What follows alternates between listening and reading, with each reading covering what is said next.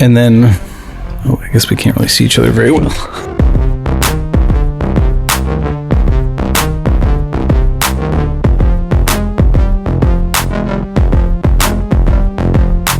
You know what I'm saying? Yeah, you were hurt. Yeah, there was slavery. Yeah, there's the Jim Crow stuff. Yeah, there are all these things that we got to talk about. I get it.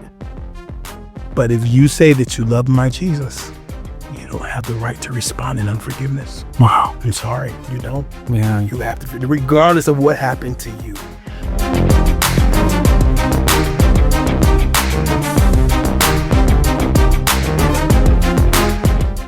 Clarence Hogan. What up? My man.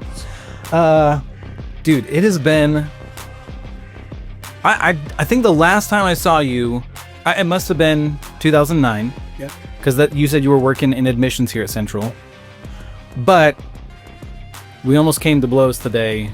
Just trying to figure out... Because I was like, I know we were here at the same time. When were you here? I was here from 2004, August 2004 to January or February of 2009. But you were graduated in 08. Right, man. I graduated May of 2008. Yeah. But then you were working admissions for a while. All right, so at lunch, you kind of gave us this like a real tiny. I heard you telling one of the students what brought you to Central. Like, give me that story. Yeah, well, it's not anything magical, but at the time, I was looking for a way to go to Bible college. I think at the time, the only free college was Moody in Chicago, I believe.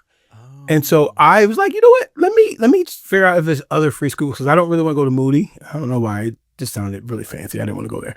And I didn't know what it was about or anything like that. But so I didn't Google, because we didn't have Google, but right. AOL'd free Bible colleges, and Central came up. Yeah. And they sent me, I forgot I applied. They sent me this little pamphlet in the mail.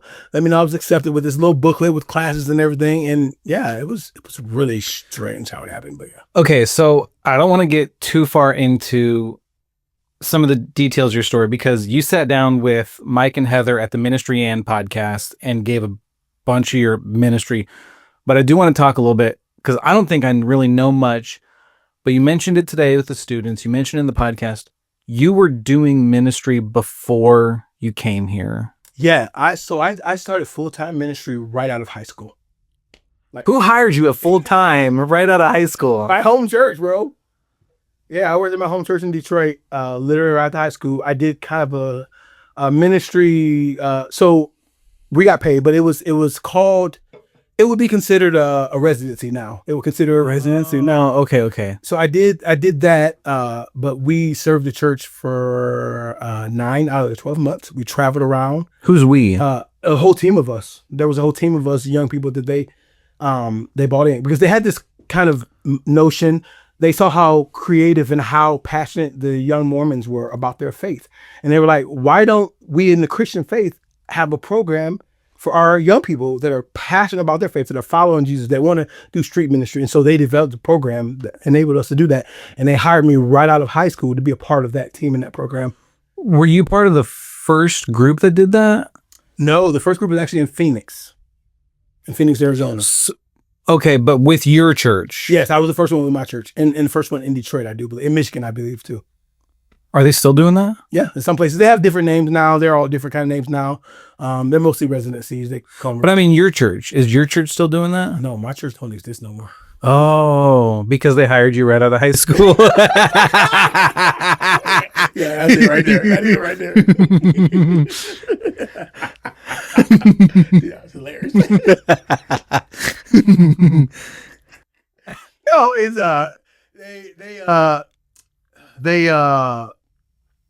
they started to not value the word of God. They started to value the power of men. And I feel like whenever, when God says don't have any other gods before me, he means that. Like, he really means that. And so I think the church was not destroyed by anyone's thought or different things. It was destroyed by the focus being man-made and not God. Okay, so how long did you do this residency? I did it for a year, and then I went on staff At the church? Mhm. Yep. I was the campus life pastor at the Christian school, and I also taught middle school Bible. Taught middle school Bible. What is that? What do you mean by that? Like Christian school. We had a Christian school. So I taught sixth grade Bible So at 19. you're fresh out of high school. The only like education beyond high school you have is this residency, and you're teaching sixth grade.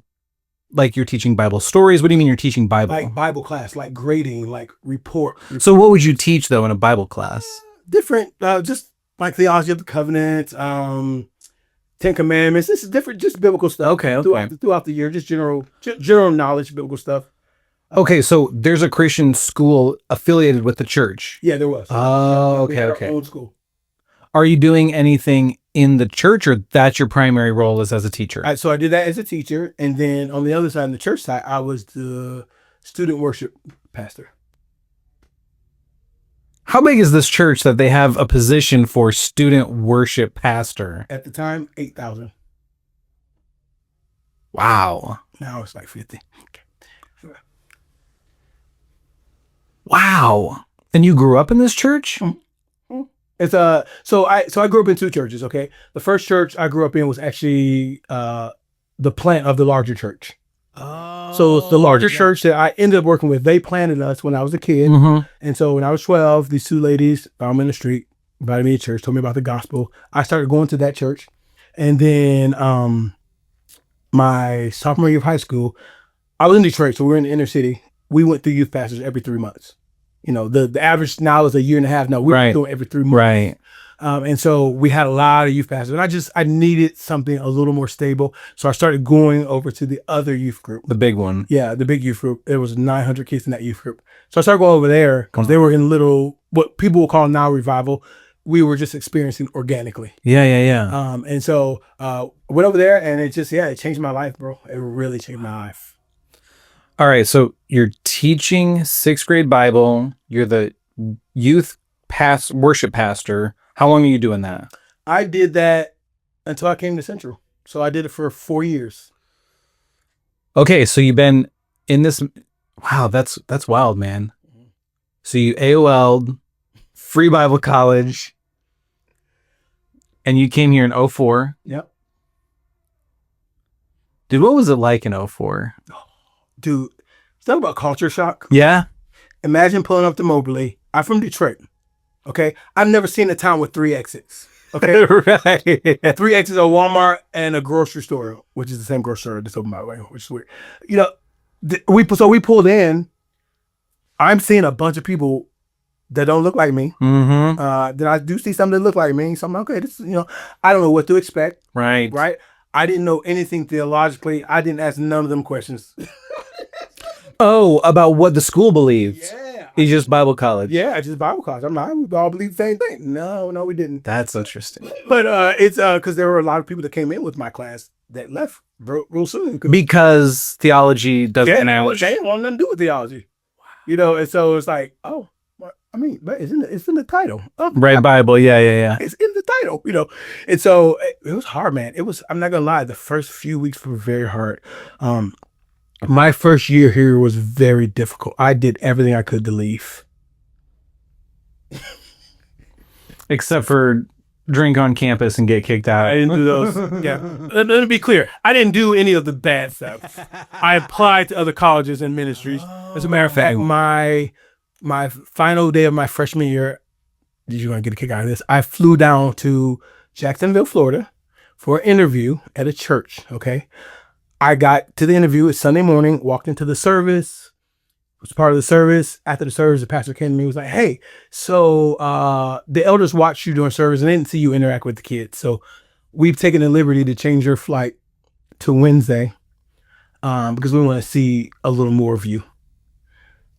And then they told me that I had to work in their Christian bookstore in order to pay off my new expenses. Yeah. So that happened. Oh, man. You trying to go where? I'm not going to let you beat that. You going back to Central. And I was like, yeah. So after 2 days of working in their bookstore, I was like, nah, we're not doing this no more. I left. I was like, y'all need to get me home. And then my senior pastor died that same night. Oh my goodness. You know, so I was away. Back home. Yeah, that's my spiritual father. So I was away from everyone grieving, and like the senior pastor there in Jacksonville was trying to get me to come down. He wanted me to sign a contract while I was down there. He wanted me to sign a lease. I'm like, no, brother, I haven't prayed about this. I'm like, no, I haven't seen anything. I don't see anything I like. I don't want to be here. And I just thought, man, you need to get me home as soon as possible. My pastor died, you know, and so I tried everything I could to get out of Central. It didn't work. Yeah. This is where God wanted me. Wow. So, okay, the first year, what were the theological kind of things that you discovered that you weren't ready for? I was not ready for people waking me up at 3 a.m. telling me that I needed to be baptized. Otherwise, I was going to descend to the pit. Had you not been immersed? I had been. You had been? Yes, but I was told that I needed to be immersed under the central doctrine. From students or staff or faculty? Who was telling you that? Not faculty, students. Okay, I got it, dude. When I had a baptism book. Okay. You know, Jesus loves all the little children. But man, when I was a student here, I heard some of the wildest stuff from students because it's like, we think we're so smart. Like, I literally heard a student say Gareth Reese was a false teacher. What? Because they just so strongly disagreed with his theology. Yeah, I'm like, wait, who are you? You can't call that man a false teacher. He's far from it. Right. But it cracked. But like, I was there too. Like, I've been there too in my life, right? Where I know all the answers. And dude, that's crazy though. Hey, you weren't baptized under this system. You need to be. They wanted me to go to Roughwell. At 3 a.m? Yeah, look, bro, and break curfew? My roommate, I love you if you listen to this. My roommate had a book of all the people he had baptized. I think now he realizes how crazy he was. Oh, yeah, sure, right. He had a whole book with their faces. Bro, it was creepy. And that's when all the baptism wars were going on. So they made a spoof video Star Wars. Were you in that? Yes, I was. Oh my goodness. Okay. We need to pause real quick, and you need to explain what Baptism Wars is, because there are students here who have no idea what that was. Well, so it was a big debate over whether you need to be baptized or not. And so some smart, funny students decided to make a spoof of it. So they akin it to Star Wars. Yeah. And so we were walking around with these baptism lifesavers and just, they made a big joke out of it. Yeah. Because it really, honestly, like at the very beginning, it really affected the way a lot of students felt. Like Yeah. there were people leaving, people left because people were like browbeating them, like yelling at them at hours in the morning. And so we made a spoof out, and that's how we got through it. That's how we got past it. And luckily we had some great professors who kind of intervened, like Stuart Liegi, John Fuller. Yes, I remember Fuller. They intervened and like, hey, you guys are being idiots. Wait, John died? Yeah. I didn't know that. That's crazy. But yeah, I remember, I didn't actually know that was kind of the background. There's like this tension that this is how we're trying to like reconcile it. Wow. Right. It was heavy. It was heavy, dude. Like I said, I applied to any Bible college I could find. I wanted to get out of here. I'm like, it's not supposed to be this way. But then I found my people, and then they became good friends. So that was like the thing that really turned you off at first. Oh yeah. And to be fair, you know, I was a music major, right? And I've been in choirs all my life. I wasn't used to choral singing. I wasn't used to how, you know, I love it now, but I wasn't used to it. And so, you know, when we got here, we found out, students, African American, Latino, there was nothing on campus to represent us. You know, there was nothing. Did you start gospel choir? I did. No way. Me and my friend Keisha Pollard. Yep. So that's how we started gospel choir, and it at one point became bigger than the Ray school choir. So that was fun, but that's where we found such community there, and it was like, I don't know, it was such a ragtag group of people. Yeah, that were part of this choir, but that's how we found our community here at Central, and it ended up becoming a place I really loved, you know. But it was hard for us. That's something that I really miss, is students taking the initiative to create the culture. Yeah. Like, so I want to talk about Justin Herman. That's what I guess is. He was out here a couple weeks ago teaching a workshop, and you get to take home his signed workshop sign. But one of the things Justin Herman is famous for here. One of them. Yeah, but the main thing that he's famous for is Satmo, Yeah. right? Yeah. It's this thing that he created. I mean, the guys created it together, but he's attributed that. And you starting gospel choir, man, one of the things, and I mentioned this to you earlier, one of the things that really broke my heart is when Emily and I came back here in 23, literally 0 student-led ministries. Yeah, it's crazy. And one of the things Justin Herman really started to do, I mean, he spent like a week here and he's just taking students out to the movies. He's taking them out to coffee. He's like spending time with students. He's like, you guys have to, you create your culture here. You cannot rely. And the fact that, what were the hoops that you had to jump through to get the gospel choir going? Well, the only hoop really came from the music department. Oh, right. It really did. I don't know. I ain't trying to throw no shade, but that's the only department that made it difficult. Everyone else was on board. Mr. Walton, Dr. Fincher. Everyone was on board. We never got any flack. No, we traveled to all kinds of churches. I know. Now that is where we did get some flack for that. We did get some flack. Why? I'm gonna be because we went to churches that were not of Restoration Movement.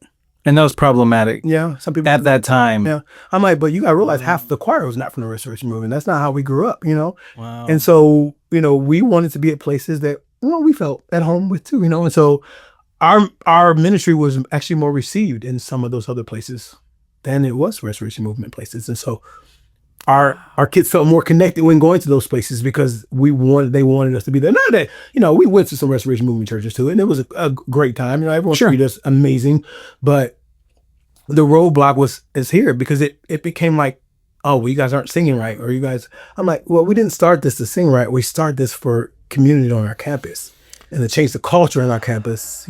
What do you mean sing right? Well, okay, our professor. I love you, Dr. Cops. Our professor would tell us to sing it. We were singing too stylistically. Oh, yeah. I know what he meant. He didn't have to say what he meant by that because I knew it. I'm not dumb, And so it was always too much soul. Yes, and it was. There were some people here that were a little critical of that. That we would sway when we worship, and really, we would lift. We would lift our hands. A matter of fact, when I would lead chapels, we would be scored on those chapels. I don't know if people knew that we would be scored because it was a class for me, Oh. So we would be scored on how we put together a chapel. And in my chapel notes, I'm not going to repeat the things that were said, but there was some kind of like of potentially really offensive things being commented by some of the people grading those chapels. And so that was the only difficult part in having that ministry because we as soon as we felt like we were being ourselves, they reminded us how different. Quit doing that. Yeah. So who was like picking the songs and leading the gospel choir? Me and Keisha. And then we partnered with a church in Paris, Missouri, Faith Walk, I think it's called. And they had some musicians and Nikisha Long, who she went to Central, that's her dad's church. They partnered with us and he became our band and they did it for free. They traveled with us for free. And then we used tracks and then we got a student band from Central that we eventually, by my senior year, they would play all the music for us. Yeah, my wife was in gospel choir. Yep. And she'll still sing, like, I can't remember, but she'll just start singing those gospel choir songs every once in a while. Man. We had fun, dude. We had so much fun. Yeah. I don't know what to do, but there's something we just gotta we got to empower the students to know, like, hey, you want to create community, you can do that here. Yeah. You could tell. This morning, my heart broke because it's like, hey, you guys, you're at a great school, in a phenomenal place. They have made so many phenomenal changes that the students have now that we didn't have. And I feel like from the outside looking in, it looks like that maybe they're not taking advantage of all that this place has to offer. Yeah. But I just only been here for a day, but from outside looking in, I'm like, hey, you guys really need to be proud of what you have here. You have a great school in a world of flailing Bible colleges. They're closing out monthly, right? Right. This is a great place, and I'm not just saying it because I'm here, and I don't say things that aren't true. I just don't. This is a great place, and I feel like the current student body now, you guys step up, lead those ministries. Start this. We had a Thursday night ministry. I forgot. I'm trying to work my brain. Forgot what it's called. You remember Durante Polite started it. It was a Thursday night ministry. There's about 150 people that would go to it. We would pack up in one of the classrooms and worship for like 2 hours. I forgot what it was. Oh, yeah, because we ended up having it in that it's the Pioneer Room, but I remember doing that. Yep.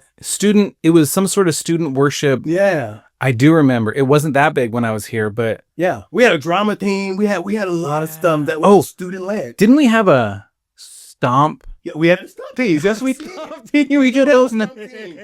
So we were culturally, we bought a lot of stuff. We bought a lot of stuff into the school, and unfortunately it died. It lasted a few years after us, but it died eventually because, people stopped going to Bible college, all those things, those students stopped coming, all of those things, it's not the school. I think the culture changed, Yeah. The school has, I think, changed for the better, but the culture has changed for the worse. And so it's like, how do you reconcile those two things? How do you just so Emily and I came back as staff, and I remember when we were students, the staff and faculty were always like, yeah, if you want to do something, do it. But we can't create the space hey, students, you should do gospel choir. It has to be student. Yeah. I mean, how do you create the space for that? I mean, you've been in youth ministry for a long time. How do you create the space where it's you cast I don't know. Do you know what I'm trying to say? Yeah. So it's funny that you said it, because I just recently did that at our church. Okay. So Easter is my favorite. It should be all of our favorites, but whatever. Easter is my favorite week of the year. I mean, I contemplate, I'm up at the hours when Jesus in the garden. I'm literally up. I want to experience all that. So I both. Wow. So I was like, this year, I want, at our church, I want to do something for Easter that brings everyone together. Well, what's the one thing that brings everyone together? A choir.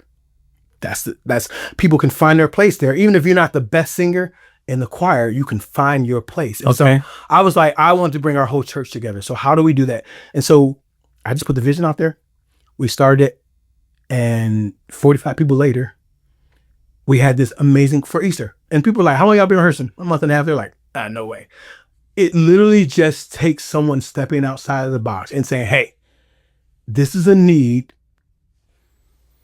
Let's make it happen. Here. I got up. I said, this is the vision for it. Let's do it. Meet me here on this day. We're going to rehearse this day. We're going to do all this. Let's do it. And we did it. You just did this year? Yeah. Just a few months ago. This last 2 weeks ago. We had a concert. We did in 2 months. We were able to prepare for a whole concert and for Easter. And stuff like that happens when people, when people get out in front and be like, hey, no, we need to change the dynamics of the situation. And I'm in a very rural place, okay? Nothing that we do ministers to me whatsoever, but it's not supposed to. You know what I'm saying? Now, that's right. You know what I'm saying? Yeah. I'm there to serve. Now, I read my Bible. I pray. I talk to God. I got my own devotional life. I do not pull up on Sunday with an empty plate expecting the preacher to fill it. I do my own work. However, I realize that culturally, there's some things I'm missing. And if people want to bridge the gap, so I taught our choir, our 99.9% white choir, gospel music. And they loved it. Yeah. And I just gave the vision behind it. And so I would say to the students here, you don't know what you're missing until you start it. There's so many different things you could be doing.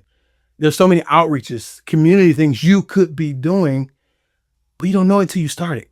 And Jonathan, I gained some of the best friendships, some of the best tools for ministry here at Central, starting ministries from the ground up. And that only came as a result of no, I want my school to be better. I want a place where other people who come behind me can fit in culturally. They're going to vibe with it. So I need to step out, do something, make something happen that will continue to have a legacy to last. Now, unfortunately, gospel choir is not still around, because everything changed, but that's okay. The reality of it is that ministry still echoes, even though it doesn't exist anymore, it still echoes. The videos still come up. People are still ministered to by those things. And it changed my trajectory here at Central. It really honestly did. And I'm so the night before our graduation, we had a reunion concert, and we had about 150 people in that choir. Wow. And they all came back for my senior year. I feel like I remember that. Yeah, it was pretty crazy. But if I didn't start that, if we didn't step out, I could have been, oh, I'm different. No one's going to receive that. Oh, it's not going to last. I had all those thoughts. They were all there. But you can't allow that. You got to do it. You got to step out and do it. Like, you got to step out and do it. I like, why would you just come to Moberly for 4 years and just have it be a mundane 4 years? No, Right. Come here and do something. Yeah. Get in the community, get involved, go reach out, like tutor a kid or something. You know what I'm saying? Go hang out at the high school. Start something where you're taking Gatorade to the high school or taking water to the, we can do something. Yeah. God didn't just call us to come to Bible college, to sit on our hands and to just learn.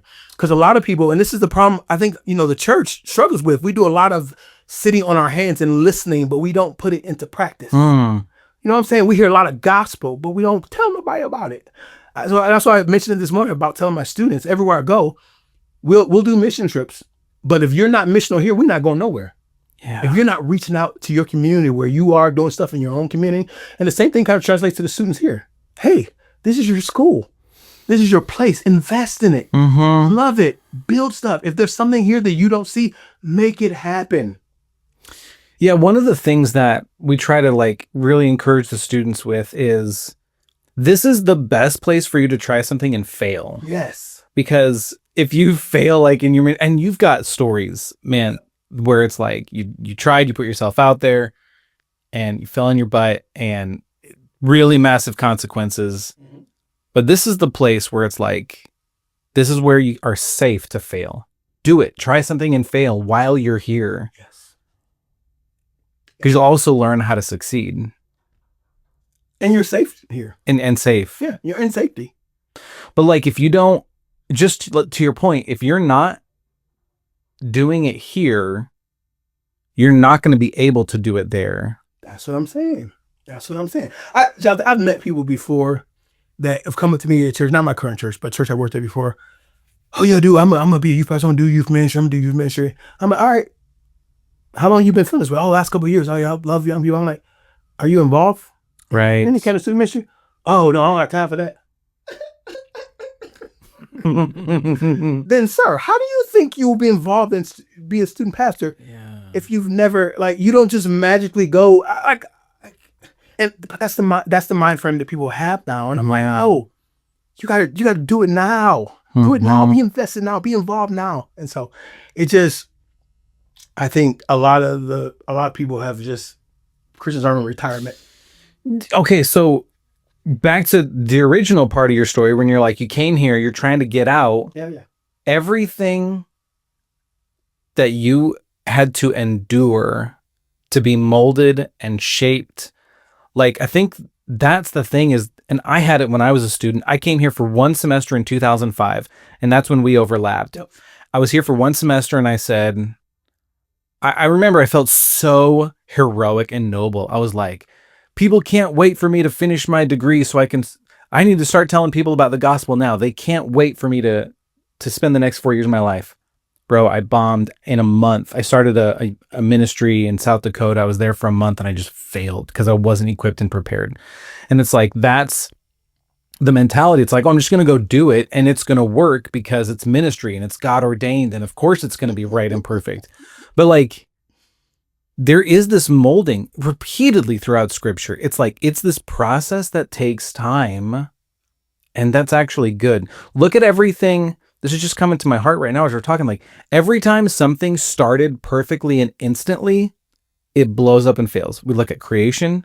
We look at the flood when it was reset. Everything was perfect, restored. All right, let's start over fresh. Boom. It blows up. And then there's this passage in Exodus. Sorry, I'm just kind of going off on a little. In Exodus where they're walking into the promised land and God tells them, he's I'm going to give you the whole promised land, but I'm not going to give it to you right away. It's going to take time because you're going to take it little by little, and your borders will slowly expand until you have everything I promised to give you.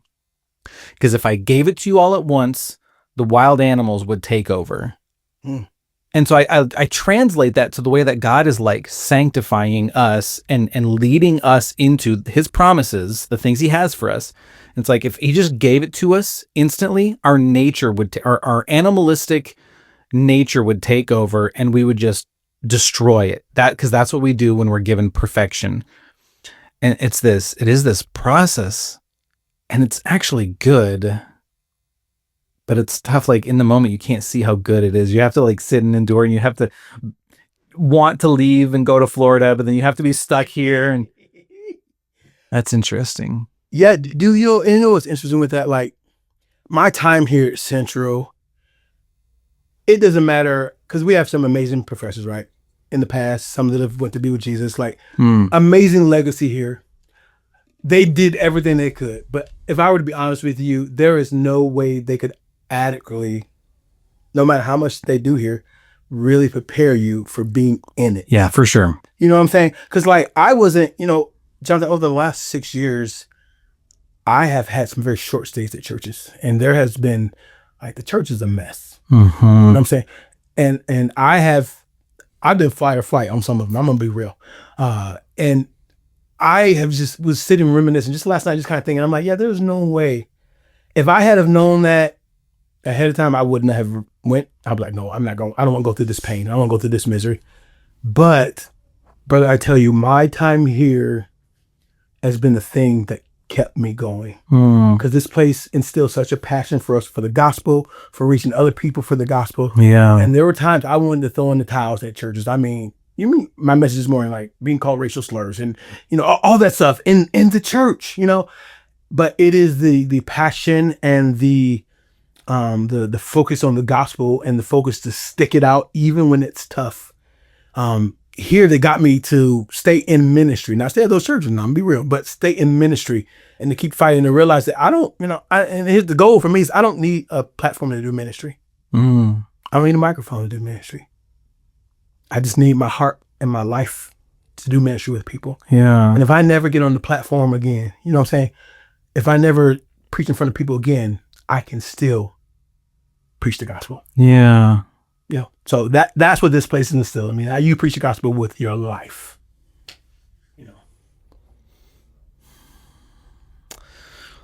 One of the things that Justin Herman said when he was here, he sat down, he actually did one of these without Fincher. Okay. So if you haven't seen Jay, it's pretty fun. But he said that he only came here because of you. Yeah. What? Give me that story a little bit. Yeah. So me and Justin, we worked at Spring Hill camps in Michigan. It's like the Disney World camps. Whoa. Is it a Christian camp? Yeah. Oh yeah. Okay. Oh, yeah. They don't play about the Lord. Christian camp. It is very sorry, Spring Hill, very bougie. Okay. It costs a lot of money to go there. It's like $2,000 for a week now. And so we both worked there. Okay. And if you know Justin, he's a little wild. Okay. He's still wild, I think. I've been saying it for a long time. Hi, Justin. I love you. But he's still wild. And so Justin, I don't remember exactly how it happened, but this dude dropped off of a half pike and broke a bunch of bones. And the camp was like, yeah, dude.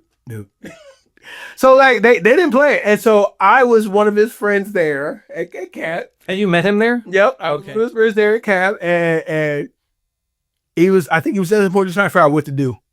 And I was like, dude, you should go Central.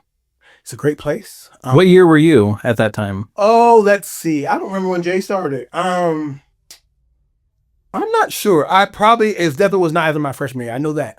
Because I would not have been. Oh, yeah, right. I would not go back there. So I would probably was after I think I was 2 years with Justin. So I'm going to say after my sophomore year. Okay. Because that's the year I just found my rhythm. That's the year I was like, oh no, this is my place. These are my people, Yeah. And so that's how we met. And so I suggested it to him. I didn't think he would listen, Right. People, my students never listen to me. So right. Anybody else would, but he did. And he came, and Justin is we all know Justin's phenomenal. Just the dude is creative. He's innovative. He's crazy. Mm-hmm. He's all those things. And we love him. But yeah, that's how we met. Yeah. That's great. Very, very interesting times. So you graduate in 2008, you stick around for a year, mm-hmm. and then you get into ministry. Yep. And you have, I don't want to get too far into it, but you have like a roller coaster experience of ministry for 15 years. Yeah, dude. Some people stay at one place for 15 years. I've been at several. Yeah. And the there are a couple of those departures I'm willing to own. Sure. Right? Because we got to own our stuff. Yeah. We messed up. Now, I was never, well, I was fired twice actually. But there were never any, no situation, let me be very clear, never immoral, never anything. Sure, right. Never anything like that. And so those times though were hard, and those roller coasters were difficult. And, most of my pain has been in the church. I had a lot of pain growing up, a ton of pain, but it doesn't amount to the pain I've experienced from people that were supposed to be safe. It just doesn't. That's like one of the hardest things, the old DC Talk song, what an unbelieving world finds so unbelievable, right? Is like these people who claim Christ but don't look anything like him. That's it. And that's like a, because when you're in the church, you're like, I know I'm broken. That's why I need Jesus. But then there's also this very true aspect. It's like, yeah, but we're also supposed to be made in, like, being remade in his image. I don't know, man. How do you walk in that? Because that's... Bro, especially over the last 6 years, particularly, I have had a lot of fights with the Lord. I have broken the floor in prayer, in tears, and just devastation, because I literally did not understand why some of the things are happening to me, and to the church at times. I didn't understand that, because there's some departures I've had to have. I still don't know why I was asked to leave. Right. You know what I'm saying?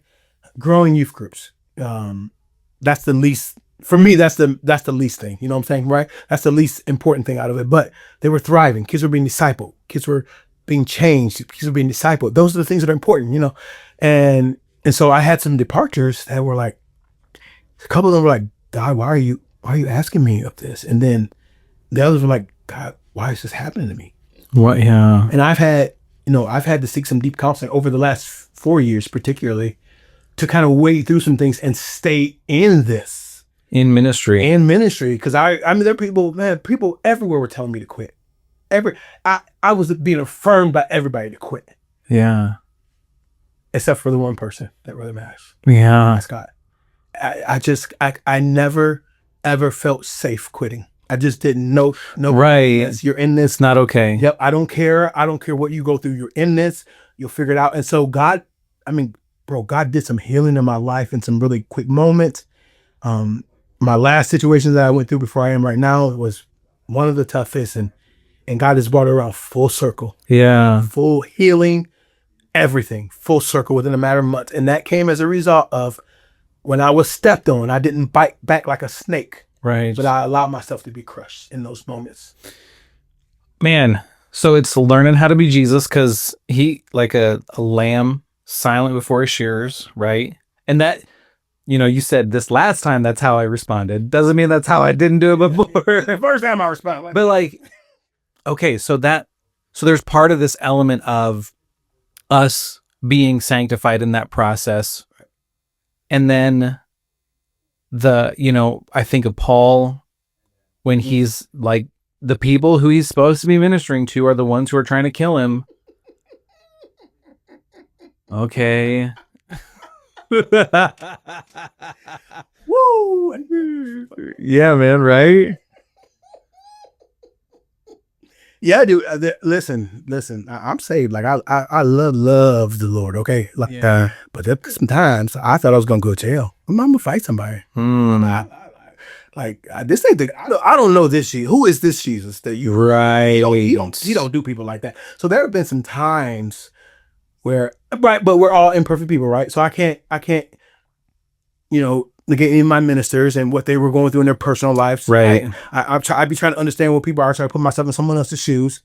But there were literally some things that were absolutely uncalled for, and there were some things that happened that I know that God, if those people don't repent, God's going to deal with them. That's how bad some of those things were. It was just like, this is uncalled for. Well, yeah. I mean, Paul even says, like, hey, there are people in the church that need to be given over to Satan so that they can be restored. Yeah. Like, that is the goal. It's not so that they get theirs. It's I mean, because we all deserve to get ours, right? Yeah. And I think that's the thing we forget. We forget what's so amazing about grace. It can't be amazing for you and not everybody else. We're like, oh, it's this grace is just for me. Mhm. We'll have no problem receiving grace. I do, but most people don't have a problem receiving grace. But when we got to give it, Yeah. oh no, you hurt me. Wow. And okay. So I don't remember where I heard it, but like by definition, if you deserve it, you cannot receive it. Right. So how does that work when it's like, I'm only going to give it to the people that deserve it? None of us do. Wow. Who you gonna give it to? You gonna keep it? You must gonna keep it. Yeah. But dude, that's like, I have, Jonathan, like one of the things that I've learned in this roller coaster season is that forgiveness is huge. You know what I'm saying? And when I radically forgave my father a couple of years ago before he died, that was when forgiveness toward everyone changed for me. Because I was driving on the side of the road. This is after that ministry experience I talked about in chapel, where I got called a racial slur. I was driving back to have them hurt me again. I didn't know it at the time. I was driving back. And on the side of the road, I was thinking about my father, and I got so overwhelmed, I had to pull off. And I wept for 2 hours on the side of the road, and it was just me and the Holy Spirit. Yeah. And in that car on the side of I-35, I forgave my father on the side of the road. And I was getting ready to walk into a storm that was going to try to destroy me again. And so I forgave my father. And so when I forgave my father, when I gave him the benefit of the doubt, okay, I put myself in his shoes, and that's how I do with everyone. I don't know what that person has went through. I don't know who's hurt that person. I don't know who has rushed over that person. I don't know who has demeaned that person. And so I'm going to give you the benefit of the doubt. I'm going to tell my mind that you're hurting. That's why you're doing that. I'm going to tell my mind that there's something in you that's broken, that's why you're doing it. And I should not take what you're doing personal. And I'm going to forgive you, not because it makes you feel better, because I refuse to be put in somebody else's prison. I'm not going to do it. And if I don't forgive you, I keep locked up in the prison and you get to go free and live your life. No, I'm going to be free too. I'll forgive you.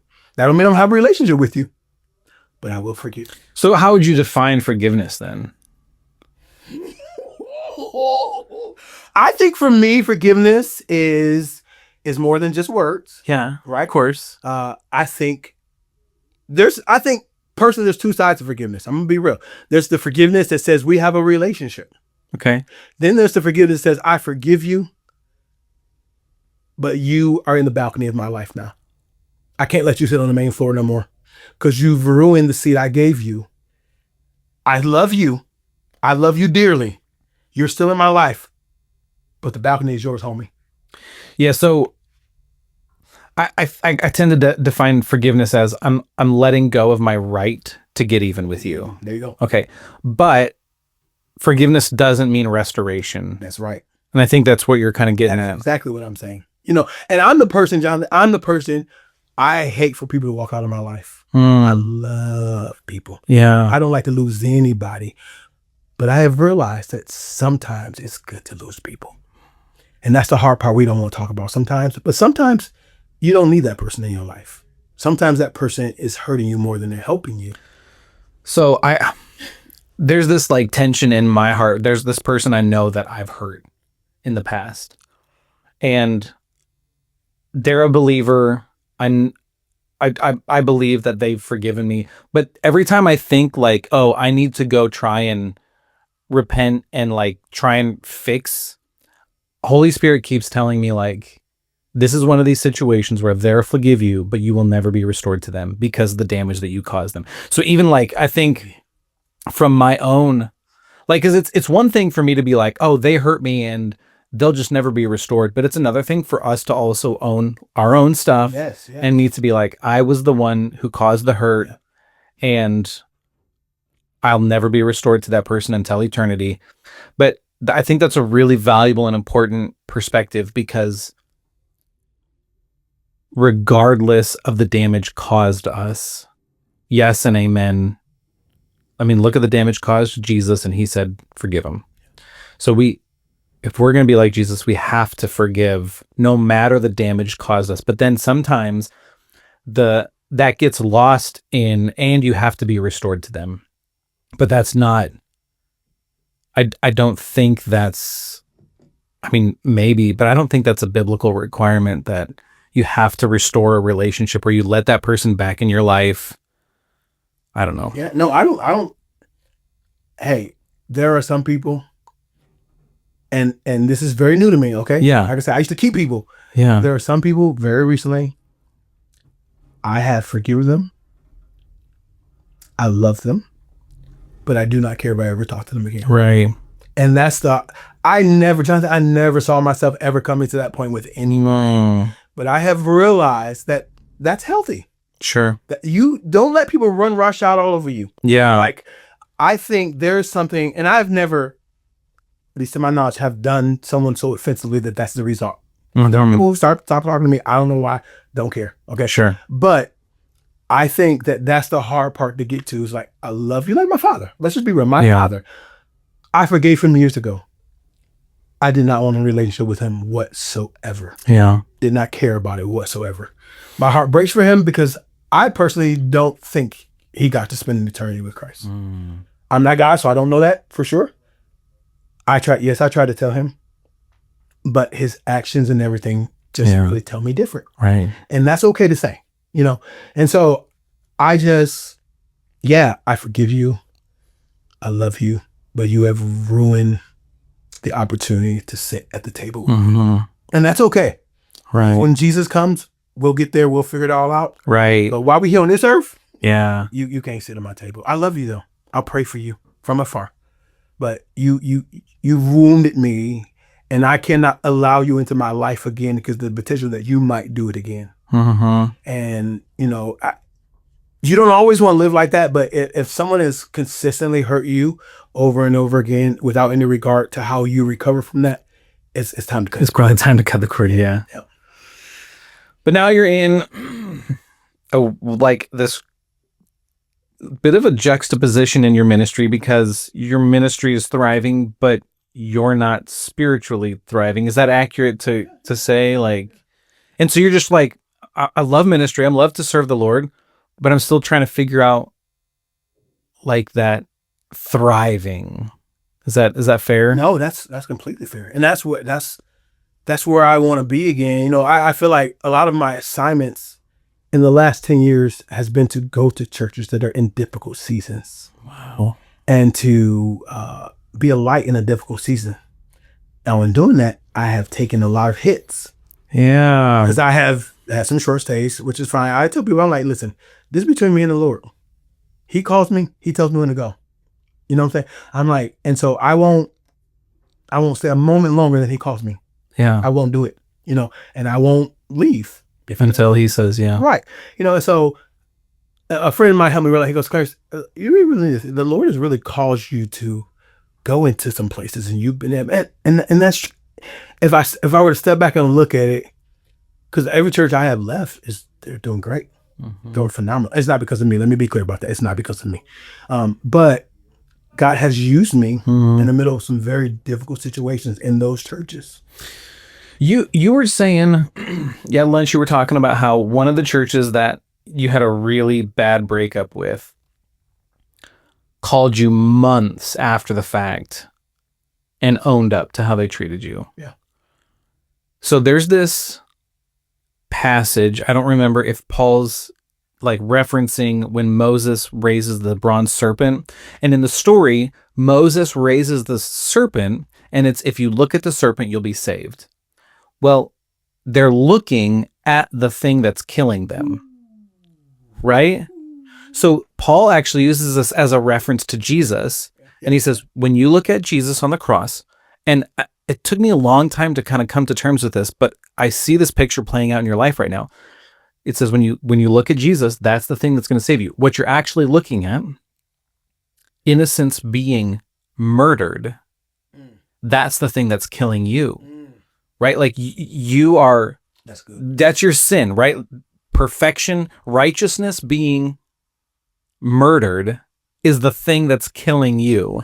And you look at that when you're confronted with that. That's the thing that's going to draw all men to God, to grace. And so then I hear your stories, and I'm not saying that you're Jesus, No, not but we are all called to be Jesus. And in some ways, it sounds like you are the target that God says, go be the thing that they're going to throw rocks at, the thing that they're going to, so that they're confronted with the thing that's killing them. You being crucified, stoned, beaten, bruised, whatever, is confronting them with the very thing that's keeping them from what God has for them. Yeah. Because sometimes people need a mirror. That's it. We need to see. Yeah. Because sometimes churches don't know how they are perceived or how they come off until someone from the outside comes in and be like, what are you doing? Right. Because I've had a whole lot of that. Let me just be clear. I don't know anything about anything. Okay. I only know that which the Holy Spirit tells me, and I get it on my face in prayer. Right. That is it. You know what I'm saying? And so I don't know anything else. But what I do know is, like, when I come into a church, I'm like, hey, why do you treat people like that? Mm-hmm. Hey, why do you allow visitors to be treated like that? Like, even in my own church a couple weeks ago, like, I had some visitors come and someone didn't know who they were, and they didn't treat them too kindly. They didn't know who they were. I'm like, that's not how we treat people if we don't know who they are. Who are you? What are you doing here? That's exactly what they were asked. Oh, man. And I'm like, hey, don't do that. I literally said, don't do that to my friends. Yeah. Do not do that to my friends. Why? Because they're here to serve this church, and they don't have to be. Yeah, that's right. You're not gonna treat them like that. And so it's a lot of having those kind of conversations. You have to tell people how to treat you, And so I've had to step in the mess of all of those. But brother, like, Jonathan, I'm so grateful. Yeah. Over the last couple of years especially, I've cried so many tears. I struggle with deep depression and suicidal everything, bro. That's why I'm so vocal about what I'm feeling, how I'm going through. I share my story. It's all, and it makes a lot of people uncomfortable. That church I was telling you about, that last church, it made them uncomfortable because they didn't want me to tell my story. And I'm like, but this is a story that God gave me. He didn't give it to me to not to tell it, And so it has been a lot of that. And I have had to lean so very closely to Jesus, and it has been my privilege, though. It's been my privilege to figure out how to navigate the pain. I couldn't say that while it was happening, okay? But I can say it now. It was my privilege to go through all that I went through, because even the stuff I went through is not even in comparison to anything that Jesus went through. You know what I'm saying? And while there were nails in his body holding him on the cross, he asked it, like you just mentioned, he asked his Father to forgive us. Yeah. While that was happening. I need a few weeks. Right. I need a few months, a few years. Yeah. And then maybe. Right. I'm not going to give you in that moment. Yeah. But Jesus, in that moment, he lets them walk free. He absolves the guilt and the shame of what they just did to him right there before he even dies. Yeah. Who do we think we are to not absolve other people that have hurt us in way less ways? But the thing that's so amazing about God is that he's still faithful and patient with us even when we're not. Doesn't that trip you up, man? Yes. We're so undeserving. We don't deserve it. We do not deserve it. And I'm looking at this whole world right now, and we're making a mockery of the gospel because the church is just doing whatever it wants to do. And I'm like, God, we don't deserve what you've given to us. Yeah. And he still puts his hand, and he's still filling church, and people are still saved. People are still being changed, but we don't deserve it. Yeah. We don't deserve it, man. We messed up. We have messed up the church, and we have made it harder for people to get to Jesus. You know what's crazy though is it's still his bride. Yeah. Yeah. And he's still like, that's my boo. Yep. No, love her. No matter how busted and broken and wrinkled and I love her. She's a hot mess. We are though, man. Think about it. Who we are. Like, on my worst days, I'm a mess. Yeah. On my best days, I'm a mess. Yeah. I mean, actually, on my best days, I'm still messy. Yeah. I'm still, Max Lucado calls it the grip of his grace. On my best days, I'm still in the grip of his grace. You know, and so I try to translate that to other people when they hurt me, when they're difficult, when they treat me less than, I just love people. Like I really do just love people. And that's like something you have to practice. That's not something that just comes naturally. You have to learn to be like Jesus. All right. I want to get one last little conversation in your message at chapel, and a repeated theme throughout lunch and the conversations that we've been having today is we just need to be willing to come to the table and talk to each other. I actually wrote a book called Everything We Talk About. Oh, yeah. It just came out in January. But like, this has been like the heart of everything that I've been putting out lately. So I need to show you once we're done here. But I write and record songs with students every semester. And I just put out one with the students, a fun rap song called It Could Be Church. Okay. And it's all about like, we just got to be willing to have these conversations. Like, are we willing to say the things we know deep down we want to talk about, that we long to talk about, that we need to talk about, but for some reason we don't? Yeah. And that was like a really big, you ended your chapel message with, are you willing to come to the table and have a conversation? Like, what is that conversation that we need to have? I think the conversation that we need to have is we need to, in context, we talked about racism. Yeah, we right. talked about racial reconciliation, how the gospel is central to racial reconciliation. And we talked about because the reality is, I forgot to say this quote, for all the stuff you plan on saying. Right. Sunday morning, Martin Luther King said this in the 60s, and it's still prevalent now. Sunday morning, 11 o'clock is still the most divided hour.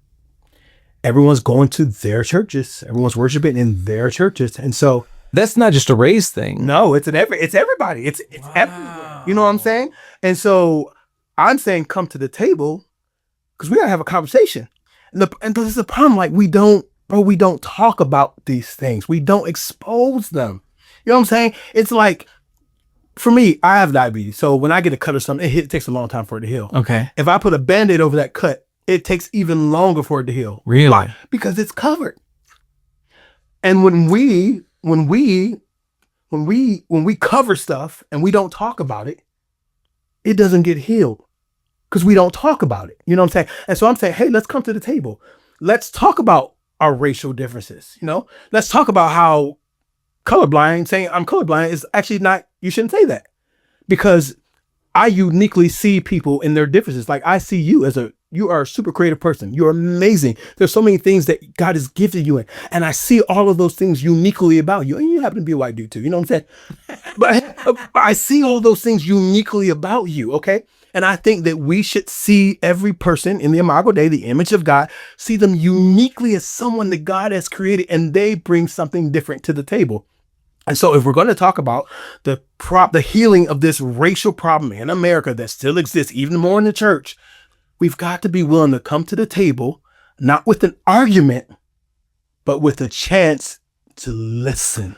Okay. I think maybe, can we just have that conversation here a little bit? Yeah. So,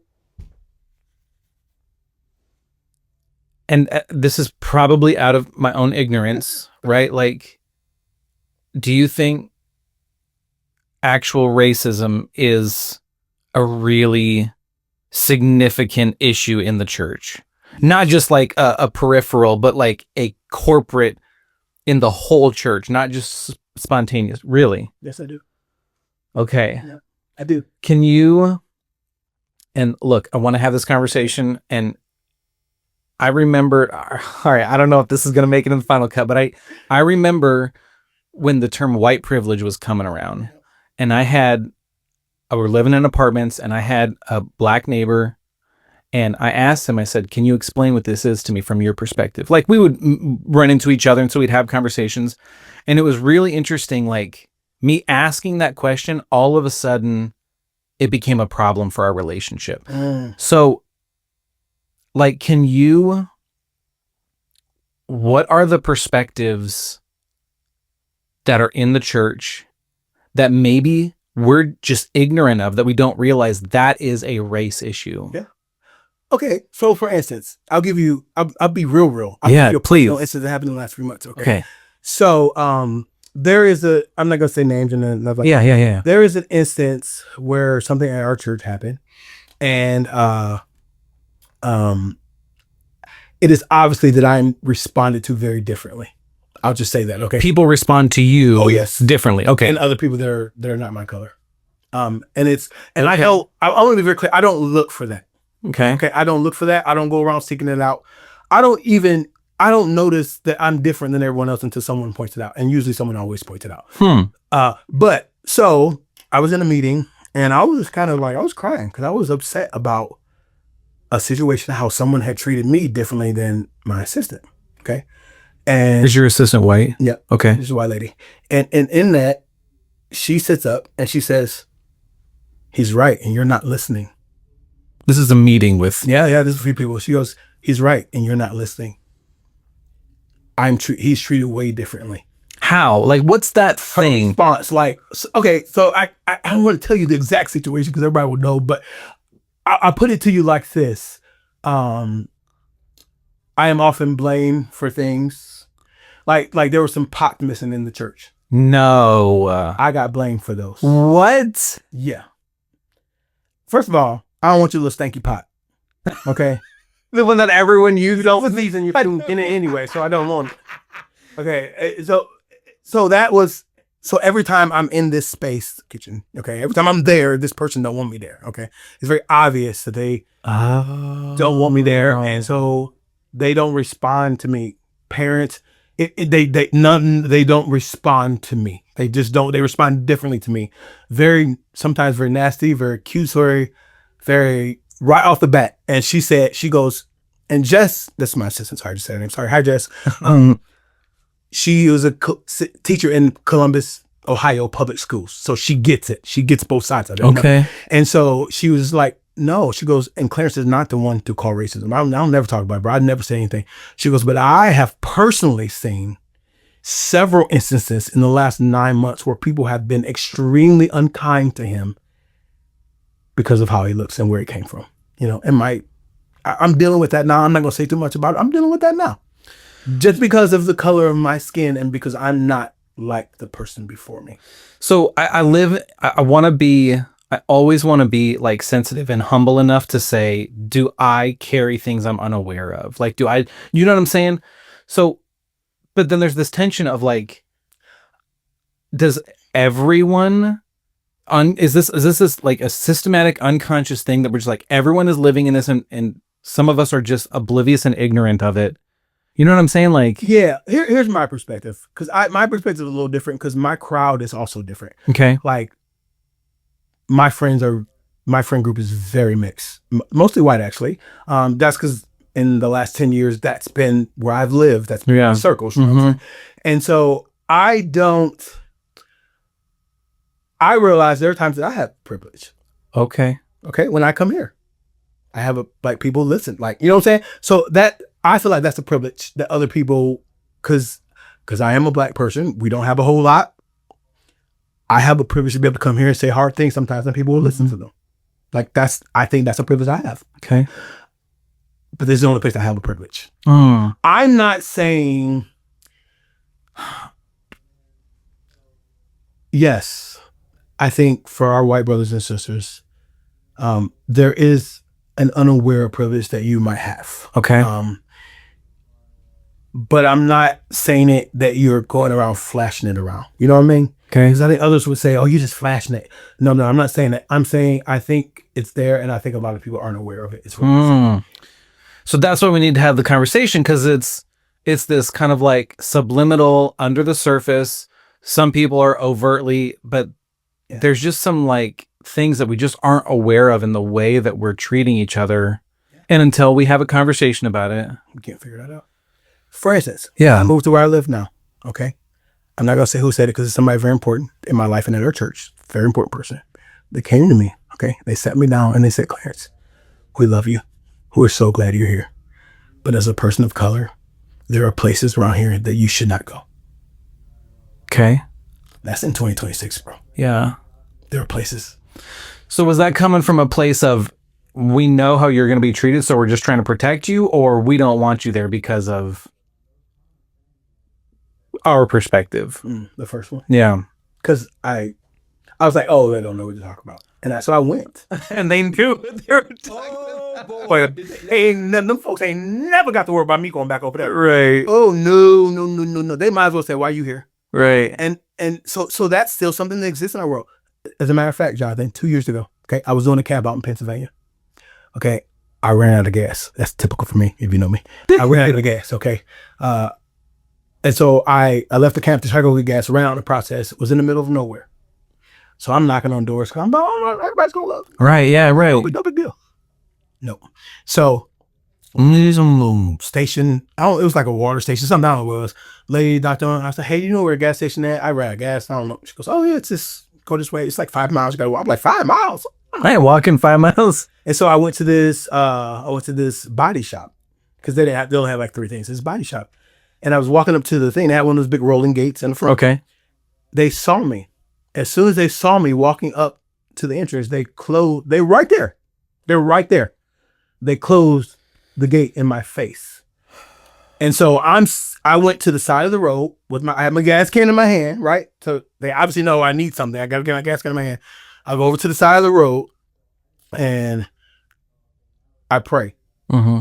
Because that's what I know how to do. You know what I'm saying? I pray. I said, okay, God, hey, I got myself in this situation because I should have stopped and got gas. I thought I could make it back and get gas from camp and everything and make it back up. But can you help me? Mm-hmm. And just then, a car comes by and stops. This lady's like, yeah. She said, yeah, I was at home and she goes, I just felt like an urgency to get in my car and to come this way. And she goes, and I saw you and I figured I need to stop to help you. So she stopped. What do you need? I said, gas. She takes me to the gas station. Okay. She does all that. She drives me back off in my car. And she says, hey, I have some advice for you. I said, okay, what's up? She goes, you shouldn't be here. I said, what do you mean? She goes, this area is not safe for you. Wow. You shouldn't be here. And the question is, like, do you ever have to worry about that? Probably not. And so that's the privilege that we talk about. That's what I'm talking about. I have to always think about that before I go somewhere. I have to think about, are the police going to harass me? Is this going to happen to me? Because it has. I've experienced all of these things that I talk about. And I'm not making them up. And I don't talk about them a lot because they're hurtful. You know, I got ripped out of my car in Cleveland. They'd lie and said I tried to run. Bro, when have you known me to try to run from the cops? And if I tried to run from the cops, wouldn't there be some kind of body cam, some and all that? So they lied to the judge. They were gonna give me like $2,000 in charges. And they found out the officer lied. Yeah. In court, and the judge found out right there. He goes, why does it say here that he tried to flee? He goes, I don't have any report of him fleeing, just in your comments. And he's like, oh, well, we just put the whatever the brake strip they put down. They put it. I didn't even. No, I didn't. Really put it out. I'm stop. So he wouldn't. He goes, but why did you say he did? Right. Why did you say that? He goes, you know what kind of implications this carries for him if I didn't ask this question for you? Right. You know, and so that's the thing that we don't often think about. And here's my heart, though. I love my lighter hue. I don't like saying white. I love my lighter hue brothers and sisters. Okay. They have taught me some of the best parts of life. I'm saying that. I'm being absolutely real. They've taught me how to have fun, how to do crazy things, like four-wheelers. You know, black people don't really do no connects. Okay. So I have opening my life to people that are different than me. Yeah. Has caused me to live a much fuller life than I could have ever experienced anywhere else. And so I just want to sit down at the table with my brothers. Yeah. Just talk and just hear their heart. Because I know that, you know, like, on the other side of that, like, I don't ever want a person to feel bad for their color. I don't want people to feel bad because they're white. I don't want people to, we all feel bad for slavery.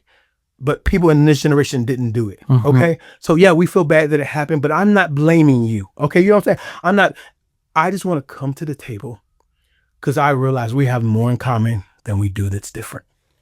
And I think that when we come down to the table, when we drop all of our preconceived notions, when we drop all of our arguments and say, I'm coming to the table to love you and find out about you. All right. I'm listening to you and I'm like trying to put myself, You know, if I didn't know you and you came up to my door looking for gas, how am I responding? I'm like trying to take some honest inventory and allow myself to be confronted with my own realities and trying to like put myself, I'm trying to think, what's the value conversation here?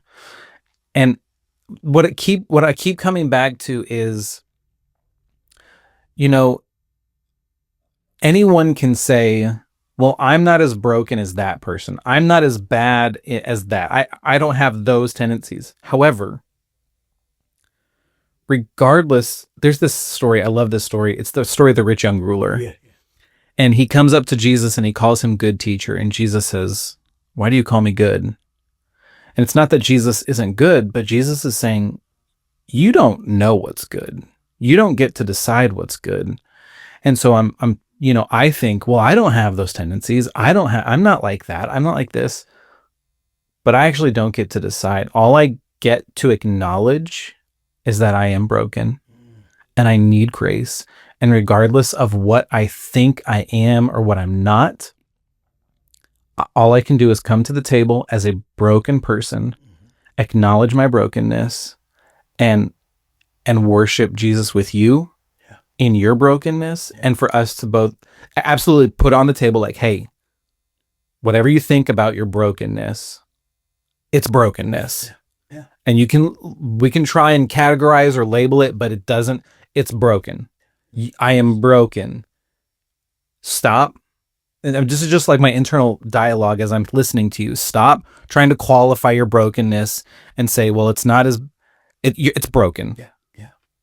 And if we're not being honest with the fact that we're broken, we're covering it. We can't heal from it. Yeah. All right. Yeah.